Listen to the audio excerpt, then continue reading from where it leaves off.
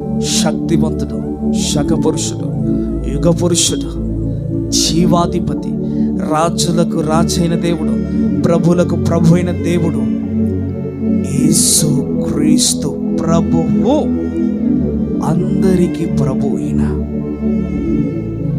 ఈయన ద్వారానే రక్షణ, ఈయన ద్వారానే నిరీక్షణ, ఈయన ద్వారానే మోక్షానికి అర్హులు. ఇంతటి గొప్ప శక్తివంతుడైన యేసు నేను విడిచిపెట్టాను అనుకుంటున్నావా? వివాహం కావడం లేదని బాధపడుతున్నావా? అయ్యో నేను కష్టపడుతున్నాను కానీ కష్టానికి తగినటువంటి ప్రతిఫలం లేదని బాధపడుతున్నావా? బాధపడద్దు.